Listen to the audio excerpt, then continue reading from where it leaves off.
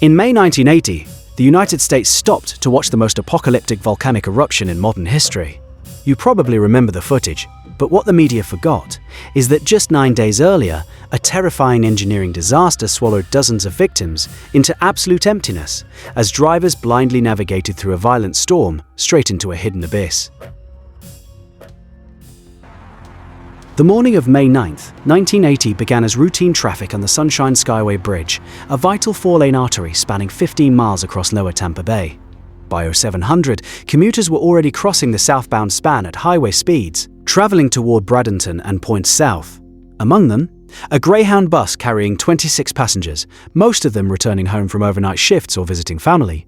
Michael J. Curtin, the driver, had made this crossing hundreds of times. Behind the bus, 6 passenger vehicles followed. A Ford sedan driven by a young woman named Darlene Holcomb, a pickup truck with Wesley McIntyre at the wheel, and 4 others whose names would later fill the forensic record. None of them could see what was developing to the west. Outbound from Port Tampa, the MV Summit Venture, a Liberian-registered phosphate freighter 608 feet in length, was making its departure run under the guidance of harbor pilot John Lero. The ship was empty, riding high in the water, its superstructure exposed like a sail. This high profile made the vessel vulnerable to lateral wind forces in excess of design tolerance. At 0718, Lero noted a squall line on the western horizon. Weather reports had indicated scattered thunderstorms, typical for May in Florida. The line appeared stationary, but it wasn't. What Lero was observing was a fast-moving microburst, a localized atmospheric collapse that meteorologists would later classify as severe.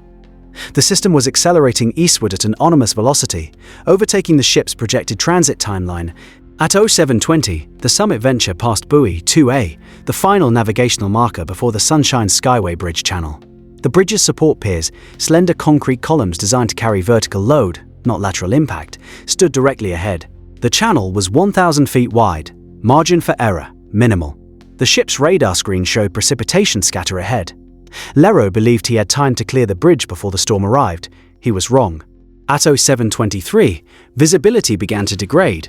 The rain arrived first as mist, then as a curtain, then as a solid wall. The bridge structure, clearly visible moments before, dissolved into grey. The buoys vanished. The shoreline vanished. By 0726, visibility had collapsed entirely. Lero could see nothing beyond the bow of his own vessel. The world outside the bridge windows had been erased. The squall line struck with no transition phase.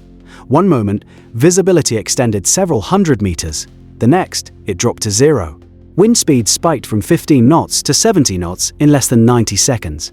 Rain didn't fall, it arrived horizontally, a wall of water driven by microburst downdrafts that slammed into the ship's starboard side with the force of a continuous explosion.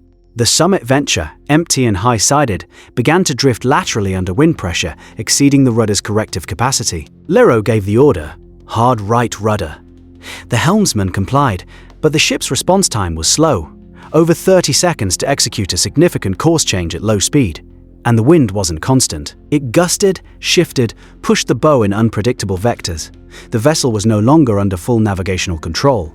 It was being moved by external force. Then the radar failed. Not mechanically, the unit was operational. But the rain was so dense that it completely cluttered the display, a condition known as radar blindness. The screen showed only white noise, no channel markers, no shoreline, no bridge structure. Lero's primary navigational instrument was now useless. He had lost all external reference points. No visual confirmation of position, no radar confirmation.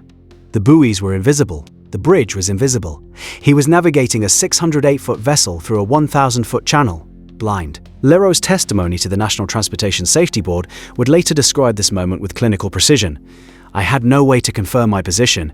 I was operating on dead reckoning, and the last known bearing from buoy 2A, I believed I was center channel. I had no data to confirm otherwise. Dead reckoning, a navigational method that assumes you are where you calculate you should be, based on previous position, speed, and heading. It works when your assumptions are correct. His assumptions were not correct. The wind had pushed the Summit Venture 40 feet off course in less than 3 minutes. At 0727, Lero ordered the engines full astern. Maximum reverse thrust. He also ordered the anchor dropped. These were emergency maneuvers, last resort attempts to arrest forward momentum. The anchor chain roared out through the hawse pipe, 30 tons of steel dragging across the bay floor, clawing for purchase, but stopping distance for a vessel of this displacement, even at reduced speed, exceeds half a mile. The Summit Venture was already inside the critical zone. At 07:30, Lero saw a shadow emerge from the fog directly ahead, not the open channel, not clear water. The bridge's southbound support pier, Pier 2S, was less than 200 feet away. Impact was now unavoidable. He had 13 seconds. At 07:33 and 42 seconds, the bow of the Summit Venture struck Pier 2S at an oblique angle with a kinetic energy transfer exceeding 12 million foot-pounds. The pier was a reinforced concrete column, 30 feet in diameter, designed to support the vertical load of the cantilever bridge deck above it. It was not designed to absorb lateral impact from a 608-foot freighter traveling at 6 knots. The collision sheared the pier completely off its foundation, concrete fractured in a radial pattern from the impact zone. Steel reinforcement bars, rebar embedded in the concrete core, snapped under tensile stress. The sound, later described by witnesses on shore, was a low grinding crack followed by a sharp report, like a cannon firing underwater. The entire support structure separated from the base in less than 3 seconds. Above, the bridge deck, a continuous cantilever span suspended between piers, lost its primary load path. Without Pier 2S, the unsupported section experienced immediate moment failure. The cantilever arm, designed to distribute weight across multiple supports, now had none. Physics took over. 1,297 feet of reinforced concrete roadway, 4 lanes wide, weighing thousands of tons, tilted, buckled, and fell. The deck section broke into multiple segments as it descended, rotating slightly in mid-air before striking the surface of Tampa Bay 150 feet below.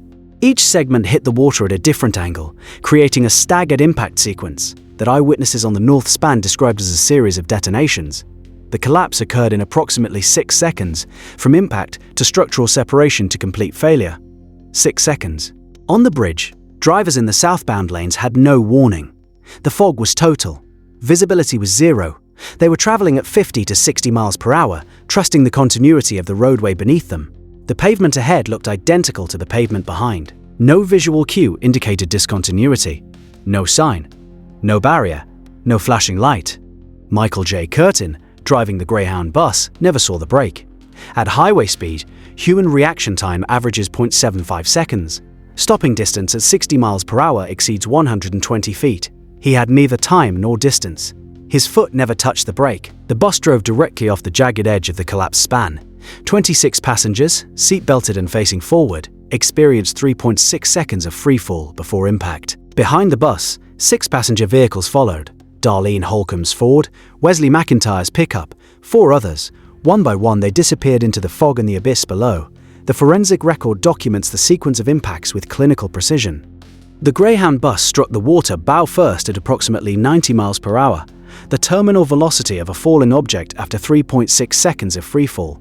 The deceleration upon impact exceeded 60 Gs. At 60 Gs, the human body experiences a force equivalent to 60 times its own weight applied instantaneously. Organs compress, bones fracture, vascular structures rupture. Blunt force trauma was instantaneous. Of the 26 passengers aboard, none survived the initial impact. Drowning was not the cause of death. The physics of the collision were lethal on contact. The bus remained structurally intact, a testament to its heavy-gauge steel frame. But the occupants inside had been subjected to deceleration forces far beyond survivable thresholds. Darlene Holcomb's Ford sedan followed.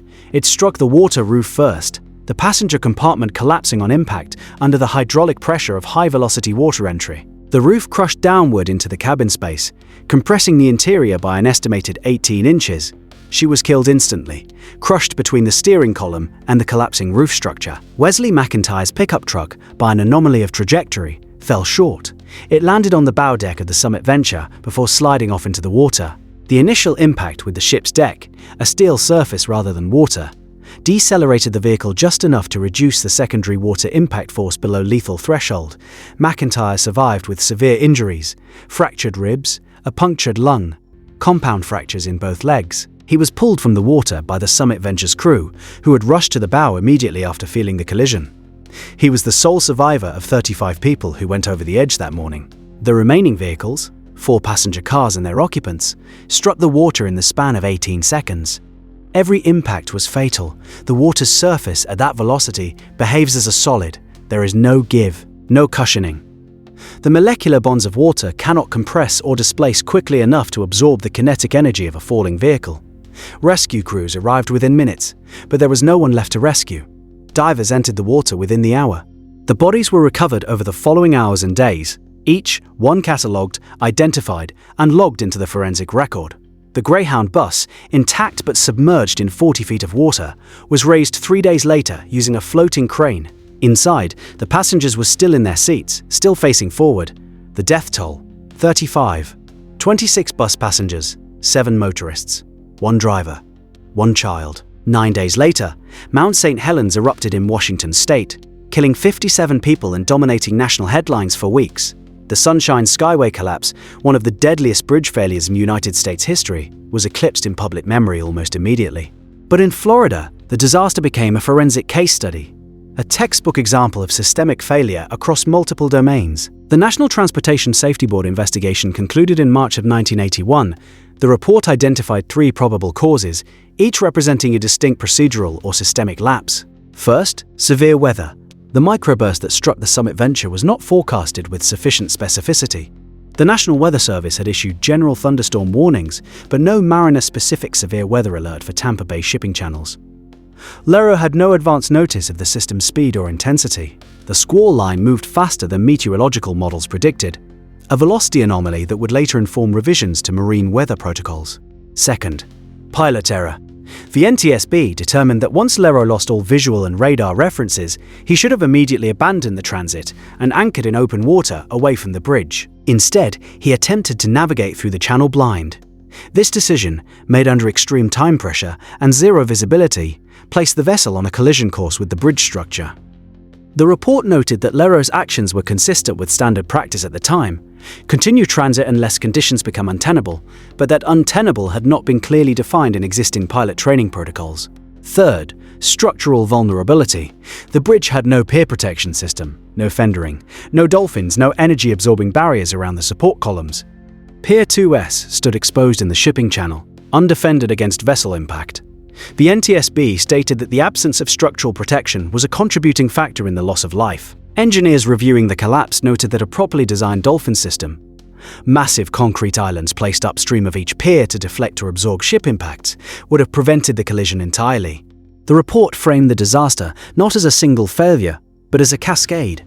Weather navigation and engineering converged in a 13-minute window, with catastrophic results. The original Sunshine Skyway Bridge was closed permanently.